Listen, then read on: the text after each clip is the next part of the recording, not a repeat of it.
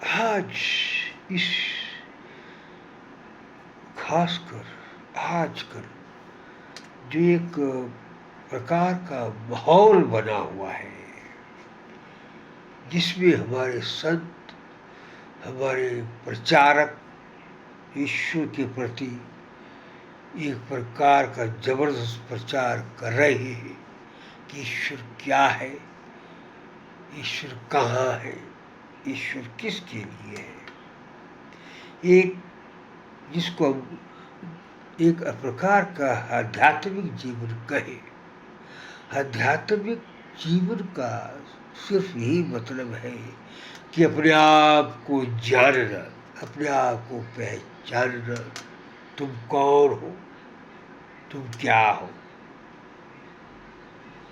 और अपने आप को जानने के लिए, अपने आप को पहचानने के लिए जो अध्यात्म ये कहता है कि आपको ध्यान में उतरना होगा। ध्यान ही आध्यात्मिकता की एक बेस है, एक कुंजी है, जिसके द्वारा आप, कोई भी इंसान अपने आप को समझ सकता है, अपने आप को जान सकता है। इस संसार में आप किसके लिए आए ये भी आप जान सकते हैं।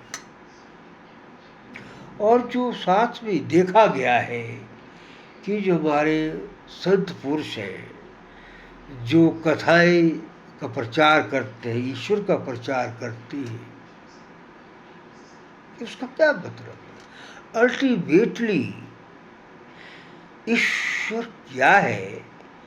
और जो लोग हमारे माताएं, हमारे बहनें, हमारे भाई हजारों लाखों जहाँ बैठते हैं, और संत महापुरुषों जो एक बहुत बड़े सच्चे पुरुष महापुरुष ये सुंदर मार्ग संसारिक मनुष्य को बतलाते हैं, वो क्या है?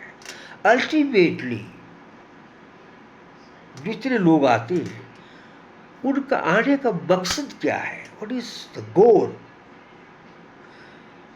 टू लिसन द आइडियाज और विचार जो संत महात्माएं करते हैं वो यही है, ईश्वर प्राप्ति।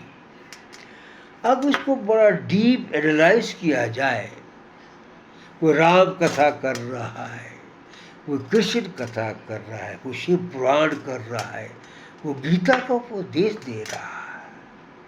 कर्म के प्रति गीता में कर्म को प्रधान माना गया, उसके प्रति लोगों को जागरूक कर रहा है। अल्टीमेटली जो संसारिक लोग हैं वो क्या चाहते हैं? पहली बात तो अगर मैं अपना अनुभव कहूँ, जितने भी संसार के मनुष्य संसारी जीवन जी रहे हैं वो यही चाहते हैं कि भगवत प्राप्ति।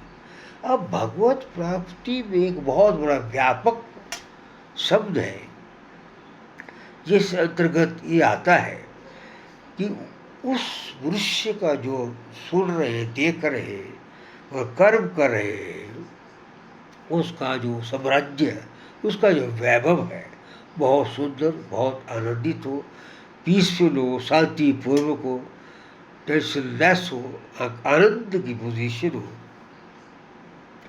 इसी को भगवत प्राप्ति कहते हैं।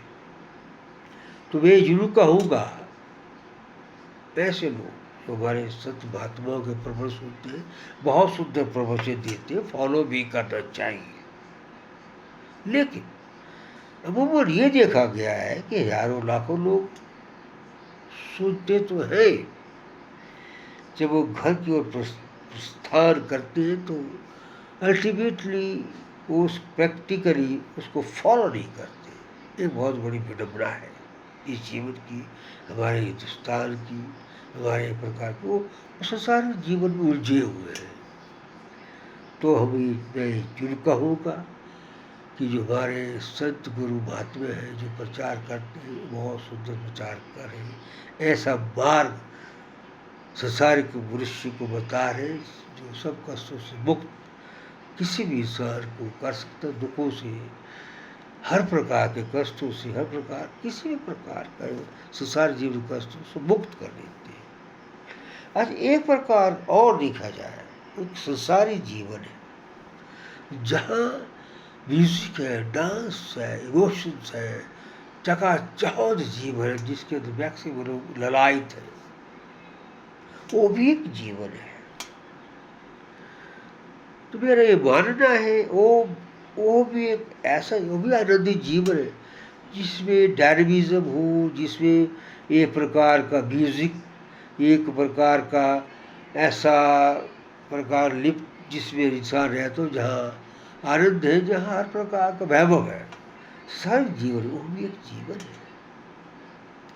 तो मेरा कहना का तात्पर्य है, अगर आप 1 घंटा से 2 घंटा अर्ली द मॉर्निंग आप अपने लिए दे देते हैं, जिसमें अपने आप को जानना, अपने आप को मानना, ईश्वर को मानना, ईश्वर को जानना समझ जाते हैं, तुम इस संसार में क्यों आए, किस लिए आए हो, तो आप 2 घंटे में उसका के लिए सिर्फ सरल माध्यम यही है, मैंने पहले ही बताया, प्राणायाम और ध्यान और आसन। ध्यान वेरी पावरफुल टू, उसके करने के बाद जो भी आप संसार जीवन में करना चाहेंगे करें, whatever you want to do सारी जो।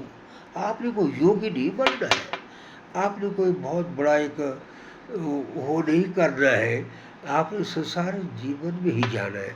तो संसार जीवन में जाने के लिए अगर 1-2 घंटा आप आध्यात्मिक जीवन जी लेंगे, जो आपका the rest of the life that is by घंटा है, वो बहुत आनंद भी होगी, कष्ट से मुक्त होगी, दुखों से मुक्त होगी, एक प्रकार का आपके अंदर रस, जिसको एक प्रकार अमृत कहा जाता हो, 24 घंटे चलता रहता है, जिसको हम एक खुशी में भी कह सकते, आनंद में भी कहते और परमानंद में भी कह सकते। तो ऐसा जीवन हर इंसान को जीना चाहिए। बहुत बहुत धन्यवाद। Thank you.